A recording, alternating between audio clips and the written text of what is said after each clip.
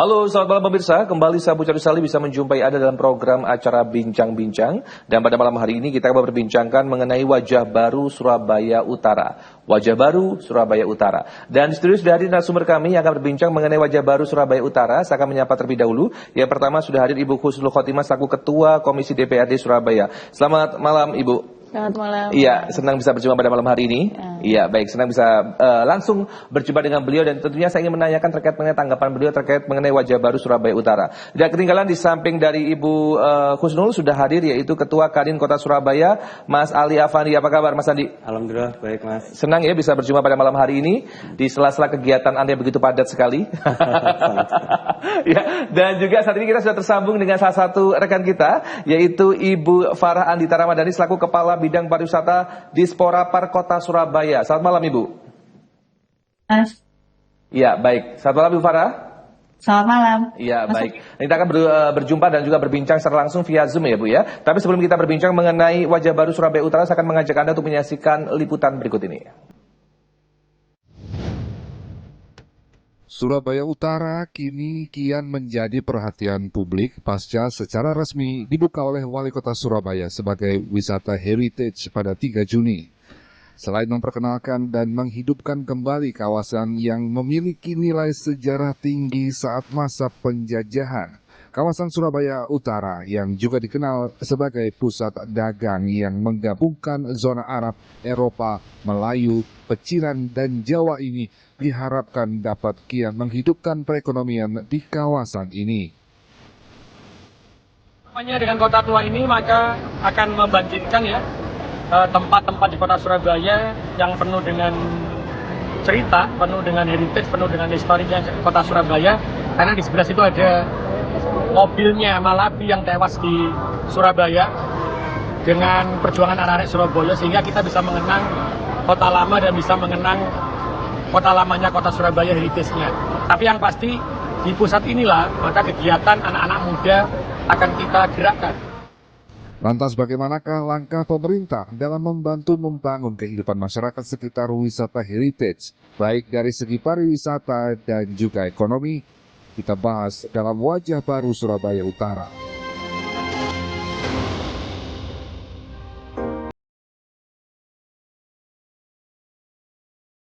Baik pemirsa, kita kembali ke studio dan saya akan berbincang terlebih dahulu kepada Bu Husnul terkait dengan tanggapan Anda dengan baru diresmikannya kawasan Surabaya Heritage ini. Bagaimana tanggapan Anda? Yang pertama bersyukur ya, bersyukur tentu kemudian kami bersama pemerintah Kota Surabaya dan seluruh masyarakat Surabaya tentu kemudian bersyukur. Tidak sekedar bersyukur ini kan ungkapan bahwa ternyata Surabaya Utara juga ikonik loh gitu lah. Ada sesuatu yang kemudian ini juga menambah rasa rasa kepedulian kita yang tinggi bahwa ternyata banyak sekali Surabaya ini menyimpan cerita, menyimpan sejarah yang kemudian itu tidak mungkin juga ada terjadi di daerah yang lain. Satu di antaranya di Surabaya Utara ini. Surabaya Utara ini, walaupun kemudian orang kalau melihatnya ya GMP belanja, gitu kan. Dan kemudian mau ngapain, apalagi setelah pasca Covid itu kan JMP tutup gitu kan. Dan di situ ada taman yang menurut saya pada saat pembangunannya juga lumayan ya anggarannya. Ada Taman Jayeng Norono yang kemudian makin kesini kelihatannya kok hanya dibuat untuk ya mohon maaf ya dalam kegiatan-kegiatan yang seharusnya tidak dilakukan di sana misalnya. Dan kemudian kita pun sebagai bentuk rasa syukur kita juga berharap masyarakat juga turut menjaga. Ini kan sebagai salah satu upaya bagaimana ungkapan rasa syukur itu kita jawatan melalui bagaimana kita menjaga yang sudah kita miliki saat ini ya. Dan itu tidaklah mudah karena ya kita tahu ya di sana itu orang kalau ya sekali lagi kalau nggak ke JMP mau ngapain sih gitu kan. Kalau hanya ke JMP belanja ya jamnya pagi sampai sore gitu kan. Sisanya ya mereka hanya duduk-duduk gitu aja gitu. Padahal ternyata di sana banyak loh yang kemudian menarik. Nah, ini kan juga peluang-peluang ekonomi juga sebenarnya kan Mas ya. Oke. Apalagi Nanti apakah pemerintah kota akan memberikan jembatan begitu bagi pedagang kaki lima dalam hal ini untuk bisa membuka peluang bagi mereka untuk bisa mengais rezeki di sana? Sebenarnya kalau penataan ini dalam skup yang panjang. Yang pertama saya melihat bahwa JMP ini peluang untuk buka kembali ya. Karena kalau panjenengan tanya kepada teman-teman yang tinggal di luar kota Surabaya, orang mikirnya kalau Surabaya kemana? Ke JMP, ke Pasar Turi. Itu sudah ikonik banget gitu ya. Mungkin sekarang ketambahan ke PGS gitu ya. Ini sebenarnya adalah pilar untuk kemudian ekonomi ya. Nah ini kayaknya saya semalam bertemu dengan beberapa itu menyampaikan nampaknya JMP akan dihidupkan kembali. Yang kedua adalah peluang-peluang lainnya. Nah peluang-peluang lainnya ini menurut saya adalah pemerintah kota Surabaya dalam upaya pengentasan kemiskinan itu kan melakukan banyak pemberdayaan. Pemberdayaan itu melakukan banyak pelatihan dan sebagainya. Satu di antaranya? Pelatihan fotografer, pelatihan Kalau kita lihat ya, Mas Ali mungkin kalau kita ke Jogja itu kan ada ya yang kemudian di Malioboro itu dia sudah menyiapkan spot bajunya. Fotografernya juga. Nah ini kan itu kita dapatkan di Tunjungan, di sekitaran Jalan Tunjungan Bu ya. Kayak semacam beberapa orang yang bekerja memberikan jasa mereka yaitu sebagai fotografer begitu. Ya, apakah ada potensi juga nanti di sini juga dilakukan hal serupa? Kayaknya kalau menurut saya potensi juga di sana. Malah lebih skupnya malah lebih luas besar, dan lebih menarik juga ya di sana.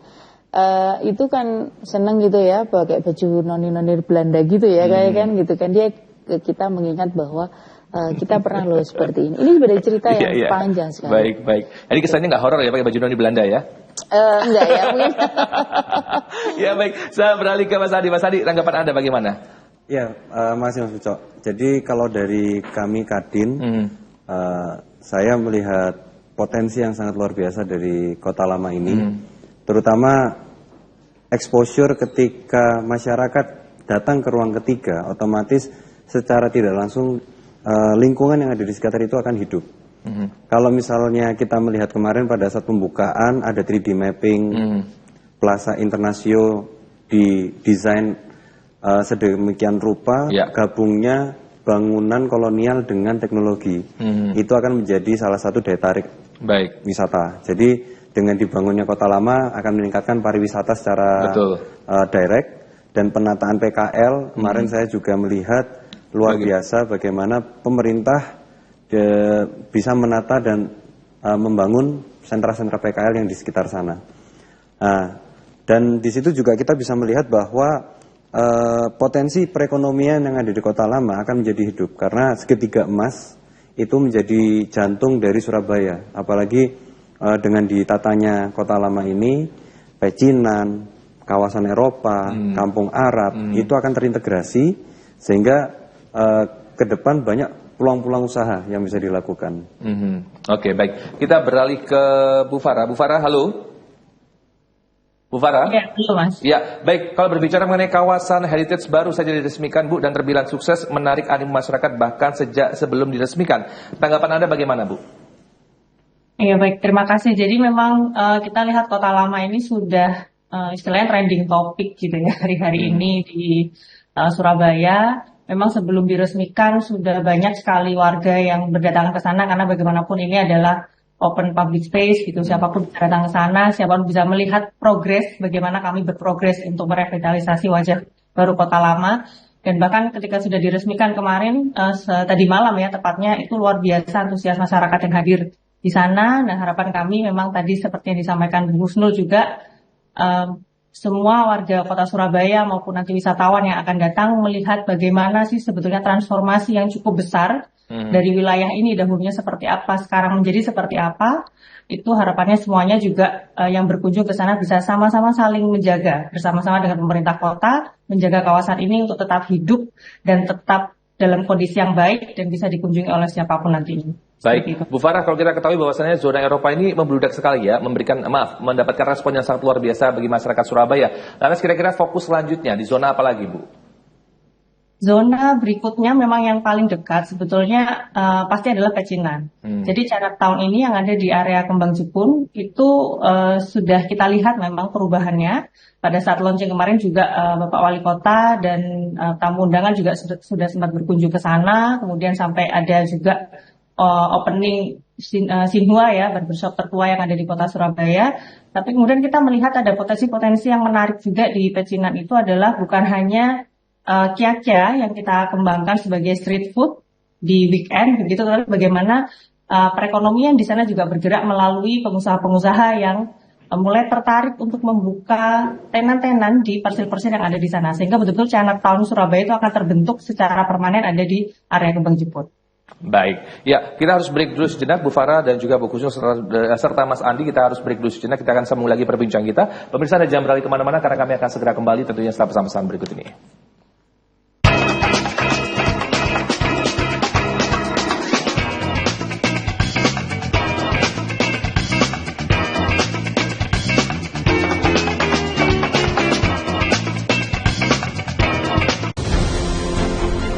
Dalam satu hari peristiwa pasti terjadi, dan untuk memenuhi kebutuhan Anda akan informasi, kami hadir menjelang waktu istirahat Anda.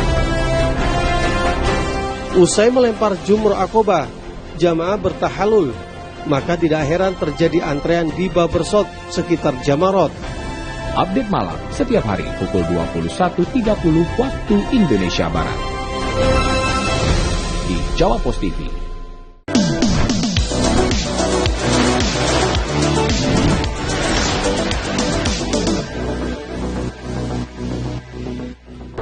Assalamualaikum warahmatullahi wabarakatuh. Kami dari SKK Migas Jabanusa mengucapkan selamat ulang tahun yang ke-75.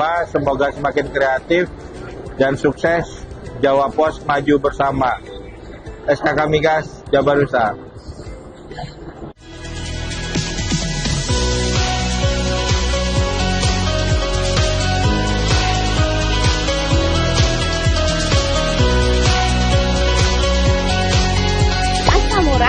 Kolesterol, hipertensi, diabetes, mah lambung, kaki, kebas, dan kesemutan, jangan biarkan dan jangan remehkan.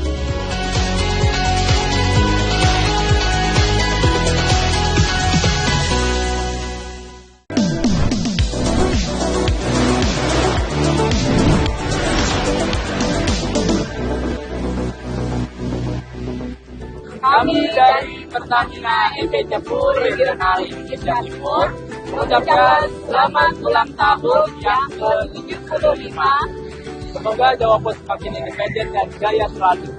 Jawa Pos maju bersama Pertamina EP Cepur Regional Indonesia Timur.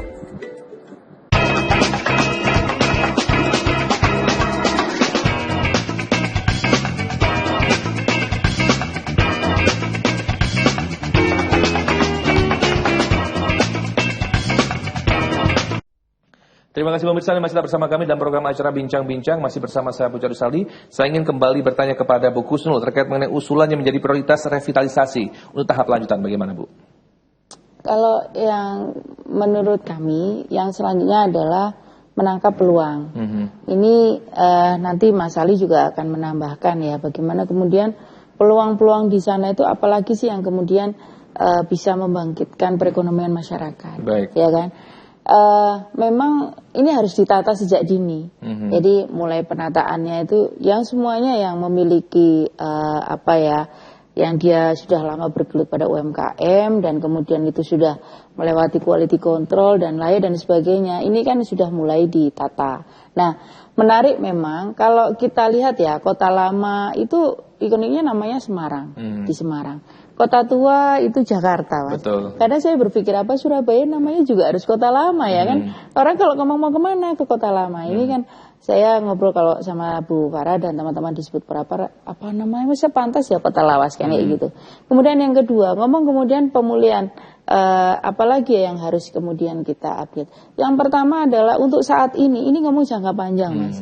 Jadi adalah bagaimana sih kita bersama-sama dengan masyarakat itu menumbuhkan rasa memiliki sense of belonging gitu ya. Jadi menjaga bahwa apa yang sudah kita bangun, apa yang sudah kita rencanakan, ayo kita jaga bersama-sama.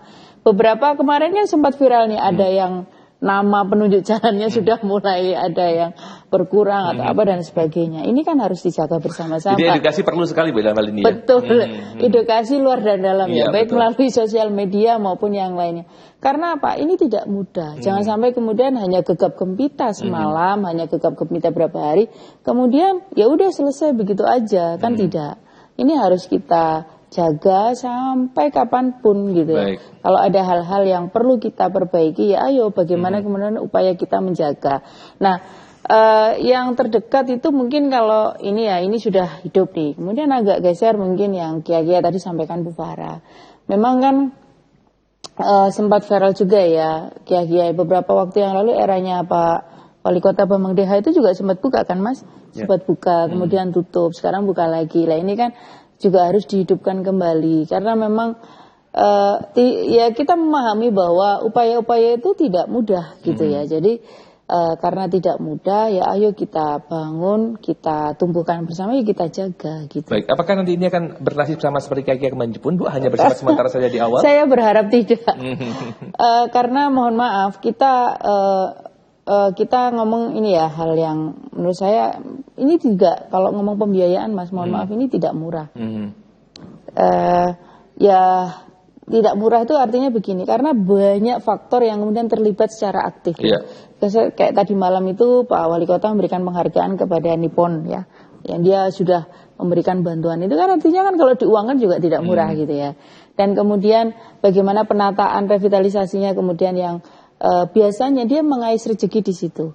Misalnya tukang kayu beca, kemudian transportasi dan yang lainnya itu kan banyak yang kemudian juga di sana. Dan kemudian hal-hal lainnya yang menurut saya ini memang membutuhkan kerja keras kita lagi, bukan hanya setelah gegap gempita semalam diresmikan kemudian ya kita seenak-enak aja kemudian tidak menjaganya ya gitu ya. Apalagi ada taman di depannya itu. Maintenance-nya ini yang perlu kita tekankan kembali Bu ya. Iya. Dari personal juga saya kayak gitu. Ya, baik. Mas Adi, sebagai Ketua Kadin Kota Surabaya, tanggapan Anda pribadi terkait mengenai peluang bisnis yang ada, apakah memberikan potensi yang khusus begitu bagi masyarakat sekitar untuk bisa mengais rezeki di sana? Kembali saya tanyakan itu. Ya, jadi kalau kita lihat dampak ekonominya ada 3 Mas. Yang pertama itu untuk meningkatkan pendapatan lokal, terutama dari warga-warga sekitar. Tadi disebutkan banyak peluang-peluang usaha yang sebenarnya minim budget tapi juga bisa bekerja. Jadi membuat kelompok-kelompok usaha antar masyarakat, entah itu dari PKL, penyewaan baju atau mungkin fotografer, terus konten kreator, influencer untuk membuat konten-konten di setiap sudut Kota Lama itu juga akan meningkatkan salah satu pendapatan bagi warga lokal. Lalu ini juga bisa melihat diversifikasi ekonomi. Kalau dulu Kota Lama di daerah Surabaya Utara itu hanya terkenal Deja Fast Bank, habis itu ada Arcadia hotel, lalu ada JMP, Jembatan Merah, Kia-Kia. Tapi kalau misalnya diversifikasi itu akan menjadi titik pariwisata baru ketika infrastruktur dan ruang ketiganya menjadi terakses lebih bagus, lebih baik. Bagaimana kita bisa mengintegrasikan Surabaya tidak hanya pada daerah Tunjungan saja, tapi sampai ke memberikan alternatif pilihan yang lainnya ya.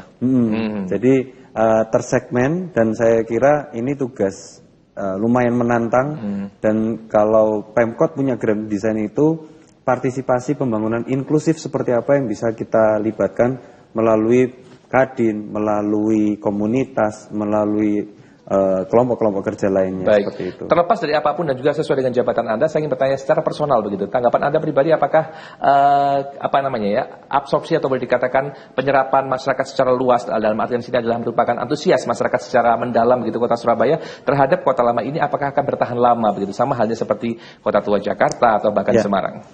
Memang kenyataannya mempertahankan itu jauh lebih susah dibandingkan meraih atau membuat. Jadi di sini kami insya Allah Kadin siap membantu untuk memaintain kira-kira program apa yang untuk menghidupkan Kota Lama seterusnya. Jadi Kota Lama sudah dibangun oleh pemerintah. Bagaimana kita bisa menghidupkan dengan aktivasi event, MICE itu tadi. Jadi program-program apa yang akan dilanjutkan dalam arti event-event yang bisa diterapkan. Seperti itu Mas Pucok. Iya, baik Bu Farah, halo. Ya, Mas. Iya, Bu Farah, saya mau tanya kepada Anda, kira-kira apa Bu strategi yang bisa Anda lakukan begitu terkait mengenai Kepala Bidang Pariwisata Dispora Kota Surabaya untuk memberikan segmentasi-segmentasi lanjutan sehingga masyarakat Surabaya bisa bertahan tentunya untuk bisa menikmati Kota Lama Surabaya. Ya, yang pasti memang kalau di internal pemerintah kota, Mas, ini sudah merupakan komitmen bersama gitu ya antar dinas-dinas teknis di bawah kepemimpinan Bapak Wali Kota dan arahan beliau bahwa ini destinasi-destinasi wisata di Kota Surabaya, terutama ini salah satunya adalah yang paling baru Kota Lama ini memang harus sustain. Artinya dari sisi internal pun mungkin penganggaran itu juga sesuatu yang sudah dialokasikan begitu ya. Bukan hanya di tahun ini tapi bagaimana dari sisi maintenance mungkin di tahun-tahun mendatang itu juga sesuatu yang perlu kita pikirkan dan siapkan. Kemudian yang kedua adalah tadi disampaikan Mas Andi gitu ya, kami juga cukup banyak berdiskusi dengan Kadin bahwa memang keberlanjutan ini pasti tidak mungkin pemerintah kota sendiri. Jadi pemerintah kota sudah membangun rumahnya, maka siapapun bisa masuk untuk mengisi. Selama kemudian memang sesuai dengan koridor dan konsep yang sudah kita tentukan. Yeah. Jadi hari ini pun kami sudah menerima sangat banyak sekali permintaan untuk menyelenggarakan event ataupun membuka bisnis di sana, membuat kegiatan-kegiatan sosial. Nah itu kami sangat senang karena banyak antusias warga juga luar biasa. Tinggal kita nanti tata saja supaya semuanya bisa padu di sana. Baik, nah ini kira-kira terkait mengenai ini kan daerah heritage ya, di mana tentunya ada nilai sejarah di dalamnya. Apakah ada memang spot-spot khusus yang memang disediakan khusus untuk bisa mempelajari sejarah dari Kota Surabaya sendiri, Bu Farah? Iya. Satu spot khusus yang memang dedicated space ya dibuat di sana adalah kita sebutnya open air. Ada informasi sejarah di taman sejarah itu, jadi di area depan dekat dengan mobil Malabi itu, kemudian ada satu deret papan informasi yang menceritakan perkembangan Kota Surabaya dari masa ke masa dan bagaimana kemudian Kota Lama ini dulunya adalah pusat kotanya Surabaya. Dan itu juga menjelaskan bahwa Kota Surabaya dahulu merupakan pusat perdagangan, bukan hanya nasional, regional, tapi juga internasional dari masa Hindia Belanda. Dan bagaimana itu kemudian juga terlihat jejak-jejak sejarahnya sampai hari ini yang ada di Kota Lama dan masih berdiri dengan kokoh. Kemudian terlepas dari itu juga kita banyak sekali memasang papan-papan informasi yang menunjukkan sejarah kawasan. Jadi baik berupa informasi secara tertulis dalam bilingual, tetapi juga kita tambahkan foto lamanya, Mas. Jadi di sana orang bisa sangat relate ketika datang ke sana melihat, oh ini dahulunya memang sesuatu yang sangat penting. Bahwa area ini value sejarahnya juga sangat tinggi. Itu pun juga tambahan papan narasi itu terpasang di bangunan-bangunan cagar budayanya. Nah ini bagaimana dengan sarana transportasi, Bu?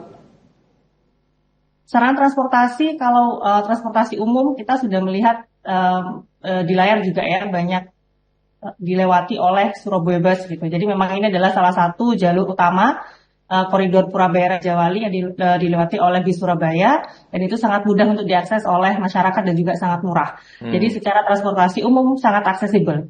Dan yang kedua adalah di sini kita menyediakan juga bukan hanya sebagai atraksi wisata sebetulnya, becak-becak ini juga dimanfaatkan warga tempat sebagai alat transportasi. Jadi di satu sisi mereka bisa menggunakan sebagai alat transportasi dari satu titik ke titik yang lain, tetapi yang berbeda adalah setiap kali mereka menggunakan becak di Kota Lama, maka becaknya itu sangat tematik misalnya. Jadi ada dua hal, bisa transportasi dan juga sebagai atraksi wisata. Baik, Bu Farah, terima kasih. Kita harus break kembali sejenak. Pemirsa, dan jangan beralih kemana-mana karena kami akan segera kembali tentunya setelah pesan-pesan berikut ini.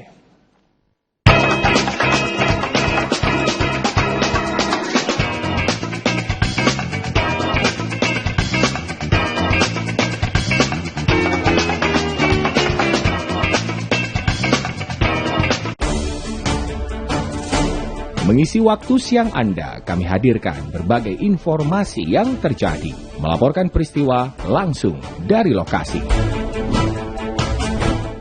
Kasus stunting dan gizi buruk yang melanda anak di bawah 5 tahun atau balita di Provinsi Banten masih menjadi catatan kelam. Update siang, setiap hari pukul 11.30 waktu Indonesia Barat di Jawa Pos TV.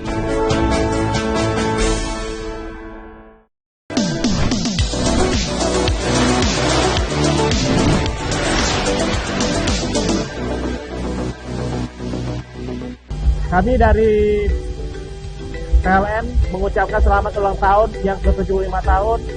Semoga Jawa Pos tetap menjadi media yang objektif, inspiratif, dan berimbang.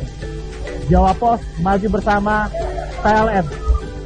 Mutiara Islam, tayangan religi membahas berbagai persoalan kehidupan di masyarakat dengan kajian dari sudut pandangan Islam. Apa yang bisa kita petik dari perjalanan Rasulullah? Kisah seperti ini tidak bisa lepas dari bagaimana Allah punya skenario. Bersama narasumber dan ustadz yang ahli di bidangnya. Saksikan Mutiara Islam setiap hari pukul 5 pagi hanya di Jawa Pos TV.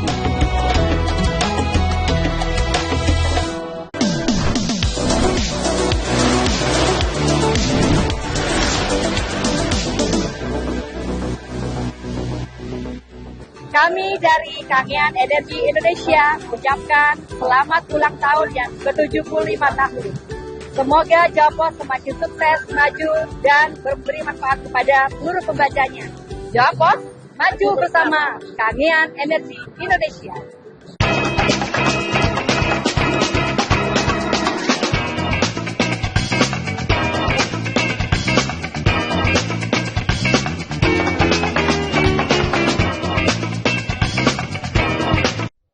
Baik pemirsa, tiba kita pada segmen selanjutnya di program acara Bincang-Bincang masih bersama saya Pucol Saldi. Bu Kusnul, kalau kita ketahui bahwasannya berbicara mengenai area sejarah begitu. Setahu saya pribadi sebagai warga kota Surabaya, begitu kalau kita berbicara mengenai perjuangan dan sebagainya, yang saya tahu adalah di Hotel Yamato penyebekan bendera ya. Tapi bagaimana caranya untuk bisa menggeser masyarakat untuk bahwasannya mindsetnya tidak hanya di Hotel Yamato saja, tapi juga ada daerah heritage yang ada di Surabaya Utara ini. Ini memang banyak faktor ya. Menurut saya begini, era digitalisasi ini memang harus kita optimalkan. Masyarakat itu tidak hanya tersajikan bahwa ada yang baru loh di Surabaya, nggak hanya itu.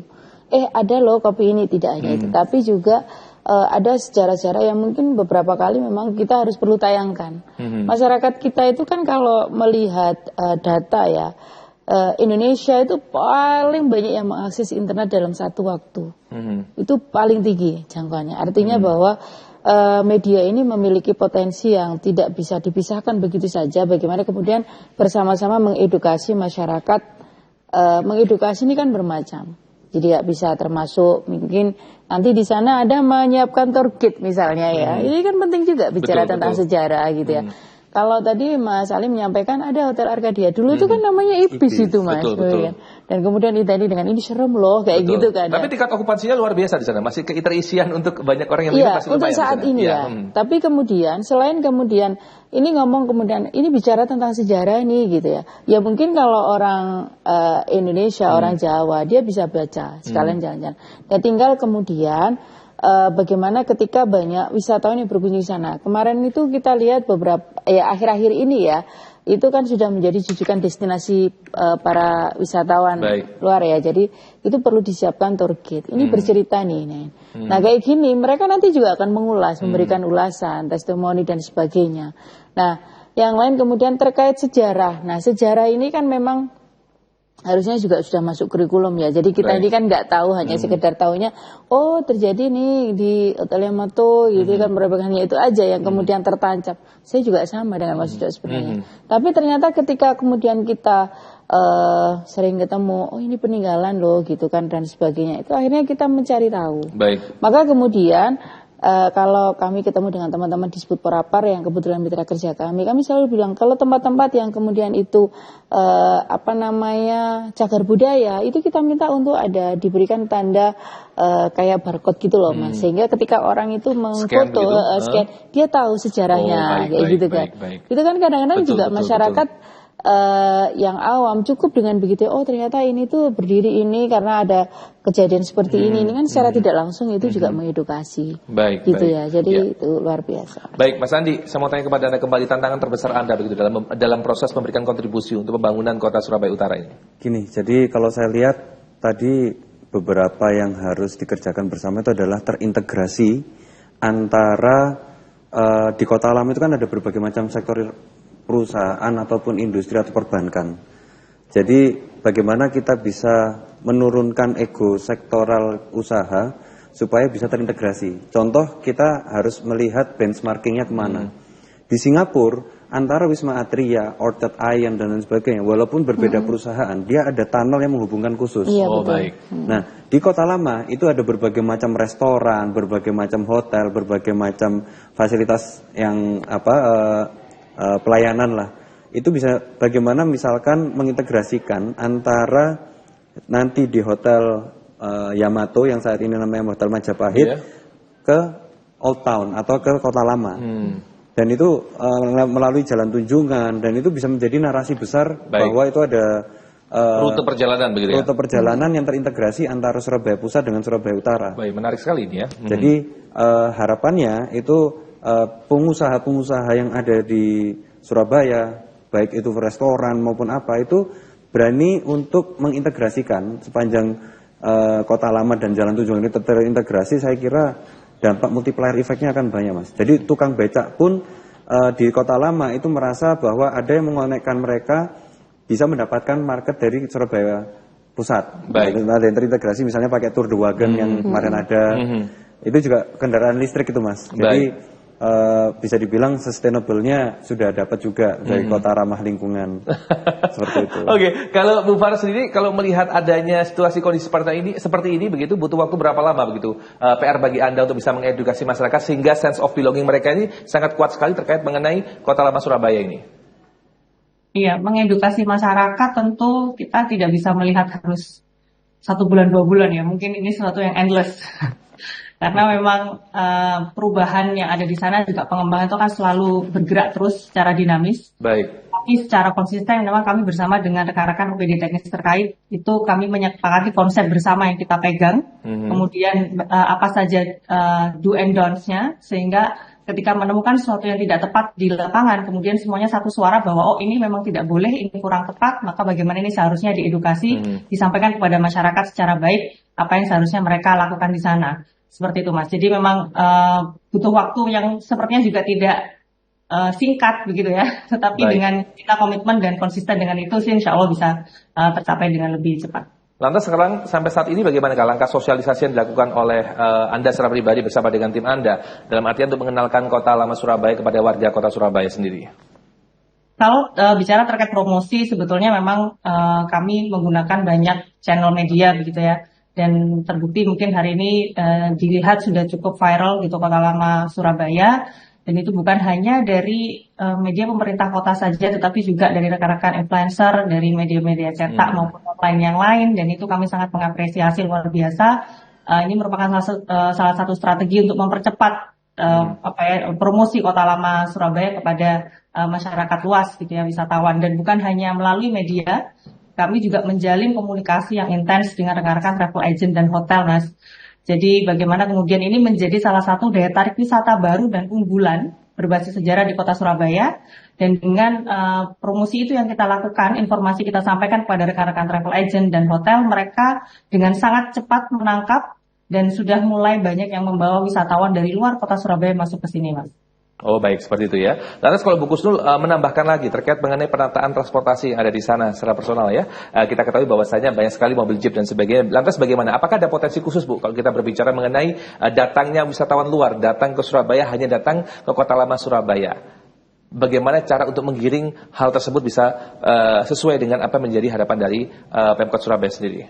Yang pertama memang tadi sampaikan Bu Farah ya, memang ini nggak bisa kalau hanya sebulan 2 bulan kita lihat. Tapi ini tadi sebagaimana di awal saya ngomong, ini adalah jangka panjang. Nah, banyak hal yang bisa kita lakukan. Misalnya kalau ini kan momentum hari ini kan liburan nih, akan sangat ramai kan, banyak mengunjungi. Termasuk juga mungkin travel agent juga sudah siap bergabung. Ini kan saya kira juga suatu momentum ya, bagaimana kemudian kita turut memiliki, merasa memiliki dan sebagainya.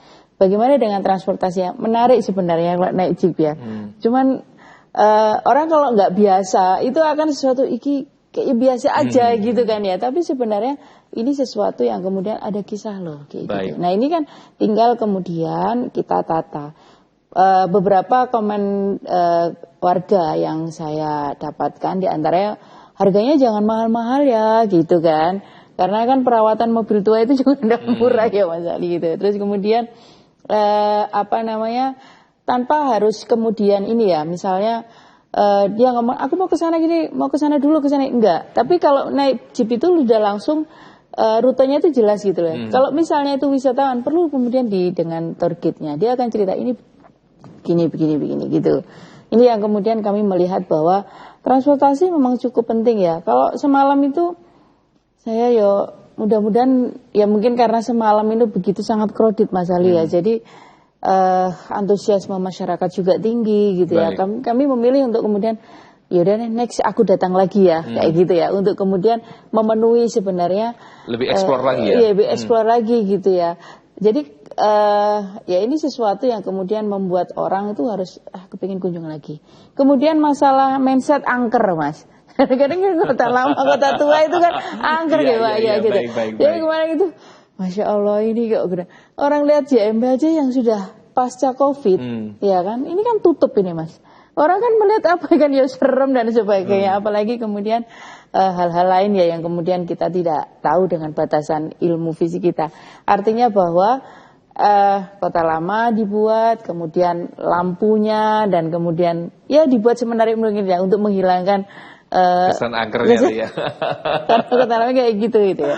Yang jelas memang nanti perlu ditata dan saya yakin teman-teman pemerintah Kota Surabaya itu tidak bisa kerja sendiri. Mesti kemudian kolaborasi bersama-sama dengan teman-teman dinas yang lain. Mungkin juga kalau transportasi dengan teman-teman Dishub gitu kan. Jadi nata bagaimana supaya tidak macet dan sebagainya. Gitu. Mas Andi, ada tambahkan sedikit saja. Kira-kira penambahan apa lagi untuk bisa memaksimalkan kota lama di Surabaya Utara ini?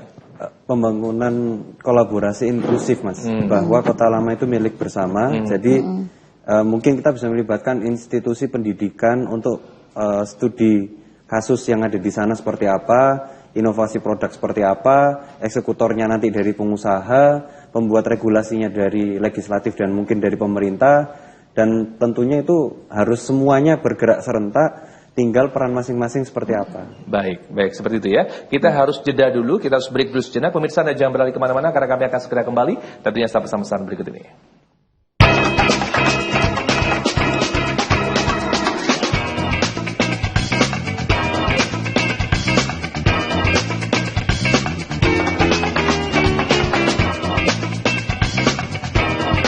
Berbagai informasi terkait dunia bisnis dan bidang usaha lainnya kami sajikan dalam program Update Bisnis. Setiap sendi masyarakat tak lepas dari aktivitas ekonomi. Berita seputar ekonomi mikro dan kerjasama bisnis kami hadirkan dalam program Update Bisnis.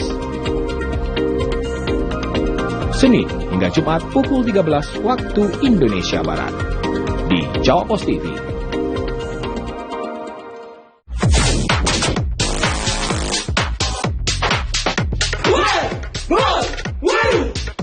Update Klasmen. Berita seputar lapangan hijau kami sajikan dengan gaya khas untuk Anda. Indonesia masih tertahan. Ada John Amo di sini. Ada John Bukti di sini. Warball setiap Kamis sampai Sabtu hanya di Jawa Pos TV.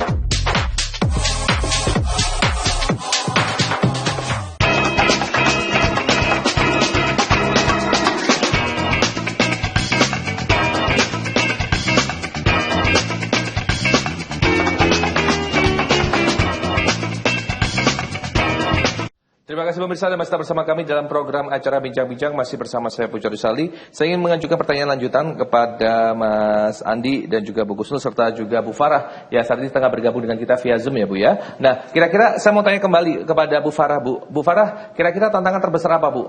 Dari Anda pribadi begitu yang Anda rasakan pada saat ingin membangun kota lama dan Surabaya Utara ini? Iya Mas, jadi memang kalau kita bisa flashback gitu ya, melihat bagaimana kondisi kota lama ini dahulu sebelum direvitalisasi itu, kita bisa menilai transformasinya ini cukup signifikan sekali, mengubah wajah kota lama dengan nuansa yang baru.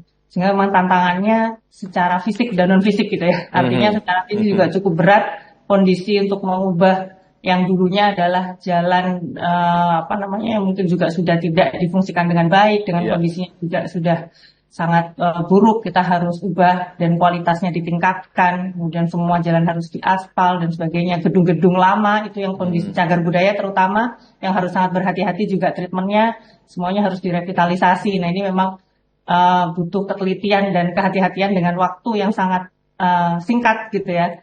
Nah ini salah satu tantangannya adalah waktu pasti. Kemudian yang kedua juga bagaimana masyarakat di sekitar itu kemudian beradaptasi dengan apa yang sedang kami kerjakan di sana. Itu juga merupakan salah satu tantangan. Jadi dari segi sosial kultural gitu ya. Bagaimana mereka yang terbiasa misalkan tidur di taman, di trotoar atau kemudian berjualan di pinggir jalan. Nah ini kemudian harus menyesuaikan dengan apa yang sekarang dikerjakan. Ini juga merupakan sesuatu yang kita hadapi selama proses revitalisasi. Baik, dan saya beralih ke Bu Kusnul. Bu Kusnul, kira-kira bagaimana tanggapan Anda pribadi? Apakah memang ada semacam penyediaan lahan khusus bagi PKL, sentra PKL dalam hal ini untuk bisa menunjang perekonomian warga kota Surabaya, lebih tepatnya area sekitaran dari Surabaya Utara ini atau kota lama ini? Saya kira itu juga sudah masuk grand design ya, yang telah disiapkan oleh teman-teman pemerintah kota Surabaya.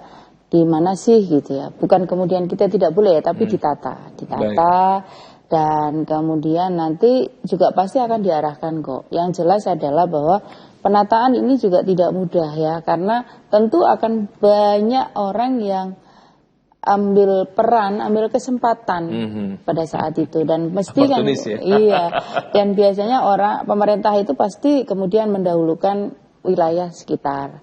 Ini sebagai bentuk pelibatan partisipasi publik ya, agar kalau warga sekitar kita libatkan, dia tentu juga turut menjaga yang sudah kita buat kan begitu. Dan belum lagi kemudian yang lainnya. Hanya saja memang karena ini kan perkembangan peradaban ini cepat gitu kan maksudnya ya. Jadi ya mungkin nanti lebih ikonik gitu ya, Mas Ali nanti yang pintar karena beliau dengan teman-teman HIPMI-nya. Sekarang aja kopi, orang mau minum kopi kekinian itu kan nggak harus ke kafe Mas. Ada kayak food truck gitu kan juga banyak. Itu mungkin barangkali juga diambil peluang itu oleh pemerintah kota Surabaya, kolaborasi dengan para pengusaha. Bagaimana sih ini sebenarnya UMKM loh, ini PKL loh, tapi kemudian dibuat estetik mungkin, dan kemudian menumbuhkan orang untuk penasaran, tempatnya bagus loh, kopinya enak loh, dan menjadi rekomendasi. Dan kita ini kan biasa Mas, ada sesuatu yang menarik itu direview gitu. Akhirnya secara tidak langsung itu kan juga strategi marketing ya, orang akan datang mencicipi gitu. Yang penting adalah itu tadi, memang sosial kultural ini memang butuh waktu, tidak sebentar ya. Dan dengan kondisi-kondisi lainnya yang memang kita tidak bisa mengatakan ini sesuai dengan harapan kita loh dalam 1-2 bulan, enggak. Kalau saya selalu sampaikan ke teman-teman, kita kalau diskusi dengan teman-teman pemerintah kota Surabaya, kita jangan hanya mungkin bahasa orang Surabaya gemblegar di awal, enggak. Tapi kemudian kita bisa syukuri, kita bisa nikmati, dan ini bisa jangka panjang. Dan tentu kemudian saya yakin dengan kerja keras kita bersama, nanti potensi investasi ke Surabaya juga bertambah Mas, gitu kan. Betul. Kemudian health hotel, kemudian food and beverage juga dan sebagainya itu. Bahkan kemudian cagar budaya yang kemudian udah lama banget gitu, bisa nggak ya kita olah untuk kemudian potensi ekonomi. Yang kemudian tipenya bukan tipe A ya, kalau tipe A kan jelas tidak mungkin untuk dirubah. Tipe B, tipe C mungkin bisa nggak. Kan sekarang kan sukanya yang masyarakat itu suka yang sesuatu yang kembali ke zaman-zaman yang menceritakan banyak histori. Baik. Mas Andi, kolaborasi apa lagi yang perlu dilakukan Mas Andi dalam proses untuk bisa pengembangan ya, terus kemudian lebih tepatnya adalah memaksimalkan, memantapkan dari Kota Lama ini sendiri. Jadi kalau dari kami pastinya seperti yang tadi saya katakan bahwa ini harus inklusif, melibatkan semua pihak. Komunitas-komunitas tentunya akan kami coba ajak diskusi. Pemerintah sudah memberikan ruang ketiga yang luar biasa. Dan kayak kita melihat benchmarking ke luar. Tidak hanya melihat ke Semarang atau Jakarta, tapi bagaimana sekalian di Malaysia itu ada Melaka, di Singapura ada Hajiland. Bagaimana mereka itu bisa sustain Mas. Kalau kita lihat di Singapura kan terintegrasi antara modern dengan yang tradisional. Jadi pembangunan tidak hanya pembangunan di sana saja yang besar-besar, tetapi multiplier efeknya sampai ke tukang beca, ke PKL, sentra PKL, ke tukang parkir, ke fotografer, semuanya terasa. Termasuk ke orang-orang yang kemarin saya senang adalah di Xinhua, itu ternyata ketika kena COVID merupakan warga miskin, gamis Mas, menerima manfaat dari kebijakan pemerintah. Tapi ketika ada investor di sana, barbershop dari tahun 1911 itu diperbaiki, dengan bangga pemerintah mencabut dari keluarga miskin naik kelas ke kelas menengah. Jadi harapannya adalah bagaimana pemberdayaan ini yang kelas-kelas bawah, kelas menengah itu tidak meninggalkan yang bawah, tapi juga tidak mengancam yang atas. Tetap naik kelasnya terstruktur, Mas. Jadi kita tetap harus berkomunikasi dengan berbagai macam stakeholders. Jadi di sini Kadin berkomitmen ketika kami diberi kesempatan pengusaha swasta dan lain sebagainya, kita tentunya akan melibatkan akademik institution dan lain sebagainya. Oke, baik. Bu Farah, halo. Ya, Bu Farah masih bersama dengan kami ya. Bu Farah, kira-kira evaluasi apa lagi yang perlu ditambahkan dalam hal ini, dalam proses pengembangan Kota Lama ini? Kalau kita lihat kemarin setelah peresmian sebetulnya kondisinya masih sangat bagus gitu ya. Semuanya juga sudah rapi. Memang kami tetap akan terus mengevaluasi sisi-sisi mana mungkin dari sarana prasarana yang masih kurang, misalkan masukan-masukan juga dari pengunjung, contohnya penambahan tong sampah, misalkan karena ada mulai banyak aktivasi area-area kuliner di sana yang juga memerlukan sarana fasilitas umum tersebut, kemudian papan-papan informasi yang lebih banyak, dan juga papan himbauan, misalkan apa saja yang boleh dan tidak boleh, terutama di area fasilitas publik di taman. Nah itu nanti yang akan coba mulai kita tambahkan, menyesuaikan dengan dinamika yang perkembangan yang terjadi di sana. Jadi bagian dari sarana prasarana itu akan ditingkatkan, Mas. Baik ya, jadi kurang lebihnya evaluasi perlu ada penyesuaian secara langsung dari yang sudah ada, kemudian selalu ada monitoring secara lanjutan Bu ya, yang bisa diberikan untuk Kota Lama Surabaya ya. Bu Farah? Iya Mas, betul sekali. Baik. Jadi nanti kita juga itu dengan dinas-dinas seperti itu ya. Iya baik, kita beralih kembali ke Bu Gusnul. Bu Gusnul, kalau kita melihat bahwasanya secara estetika penunjang kawasan Kota Lama ini bagaimana Bu? Ya sudah cukup bagus menurut saya, tapi memang ini kan masih berjalan terus ya. Saya malah menambahkan begini, kalau tadi Bu Farah ngomong ada dipasang ini kayaknya perlu tambahan dengan versi bahasa asing deh, kayak gitu ya, termasuk mungkin bahasa Madura mungkin ya.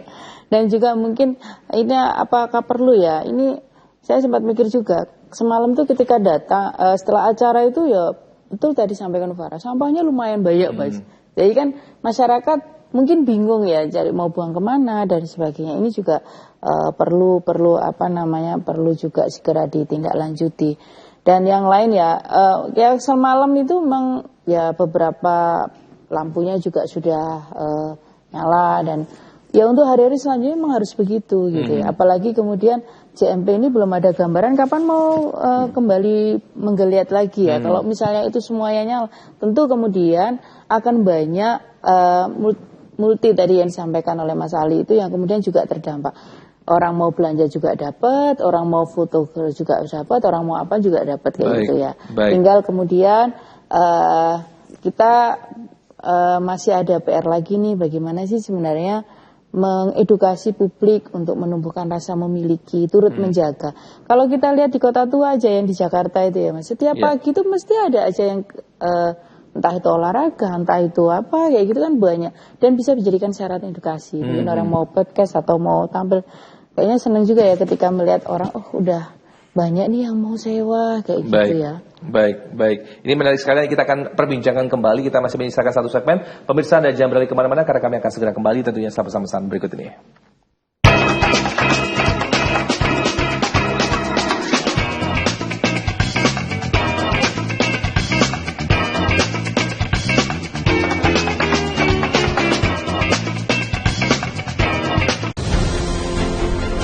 Dalam satu hari peristiwa pasti terjadi, dan untuk memenuhi kebutuhan Anda akan informasi, kami hadir menjelang waktu istirahat Anda.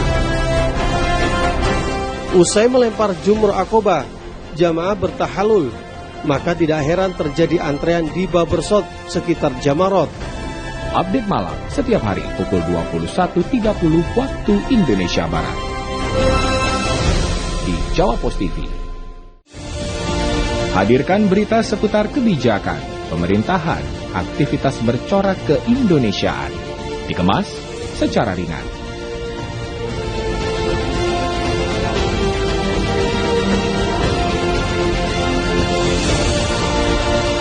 Saksikan Beranda Indonesia, Senin hingga Kamis pukul 20 waktu Indonesia Barat. Hanya di Jawa Pos TV.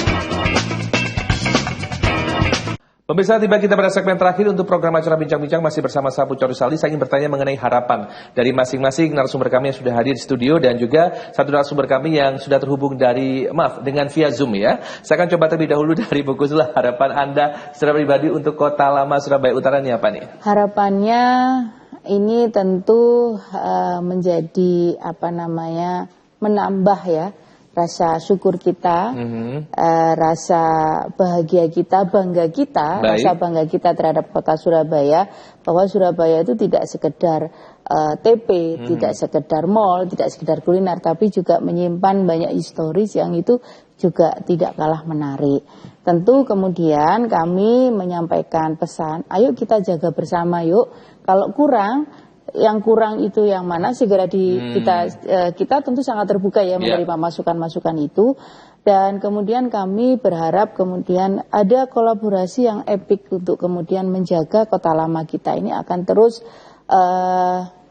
stunning gitu ya untuk jangka panjang, terus bisa dirasakan manfaatnya, tidak hanya sekedar dalam waktu jangka pendek karena baru diresmikan dan akhir-akhir ini viral kemudian hempas begitu saya tidak, tetapi kita bisa manfaatkan untuk kegiatan-kegiatan lainnya yang kemudian itu menambah rasa bangga kita terhadap Kota Surabaya. Baik, luar biasa. Mas Adi, silakan menambahkan.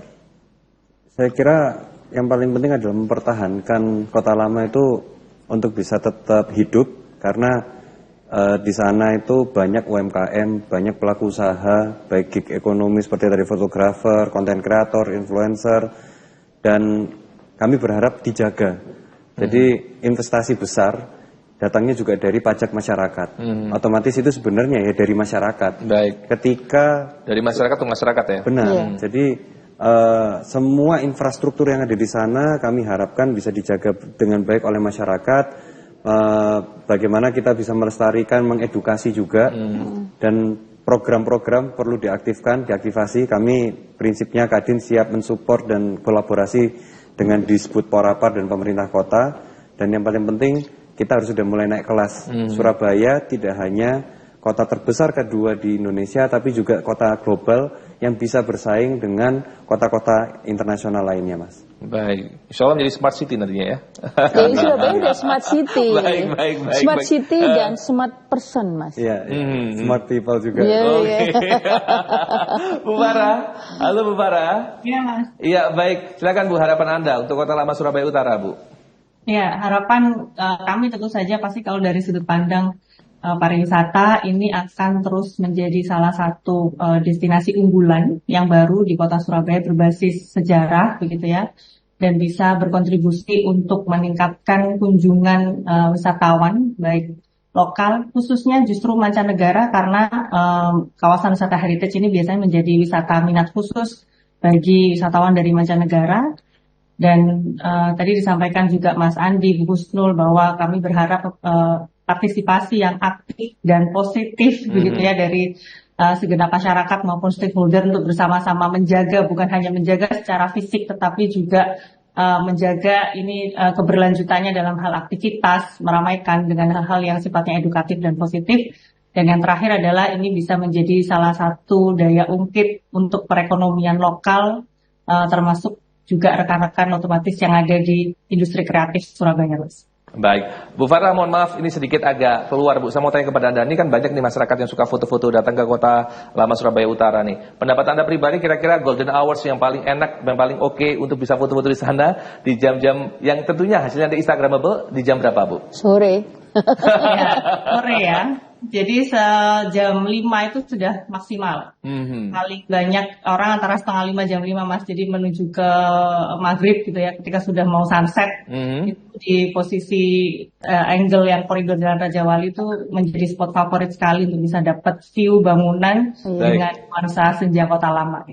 Sewa jeepnya bagaimana, Bu? Gimana Mas? Sewa jeepnya bagaimana? Oh, sewa jeepnya itu ada di weekend, di Sabtu dan Minggu, dan itu mereka buka pendaftaran secara online, ada adminnya, satu orang kalau tidak salah 45.000 sekali begitu ya. Itu rutenya kemana ini Bu Husnul? Untuk rutenya sendiri, kalau untuk jeep sendiri rutenya kemana? Area situ saja atau agak sedikit luar sedikit begitu Bu? Enggak Kak, ya area tadi itu segitiga tadi gitu. Cuman semalam itu kayaknya nggak nutut ya gitu. Antusiasme masyarakat luar biasa dan kami memilih untuk udah deh di sini aja kayak gitu. Ya kita harapkan tidak hanya tadi malam saja ya, akan berlaku untuk hari-hari selanjutnya begitu ya. Antusias sangat luar biasa. Mas Husain sudah siap ya berfoto ya? Di jam tadi yang disampaikan. Ini mau ditemani Mas Ari boleh, ditemani saya juga boleh. Di jam tadi yang disampaikan Bu Farah tadi. Jam berapa tadi? Jam 5 sore ya, jam 5 sore ya. Awalnya jam 5 sore. Baik, saya ucapkan terima kasih banyak atas waktunya Bu Farah. Mas Ali terima kasih banyak, Bu Husnul terima kasih banyak, senang bisa berbincang dengan Anda bertiga. Kita ketemu dalam kesempatan dan sukses untuk Anda bertiga. Baik pemirsa, tiba kita pada penghujung acara. Akhir kata saya Pucari Salim mewakili kru kerabat kerja yang bertugas mengucapkan banyak terima kasih atas perhatian Anda. Dan jangan lupa menyaksikan Jawa Post TV, independen, respect, menghibur. Selamat malam dan sampai jumpa.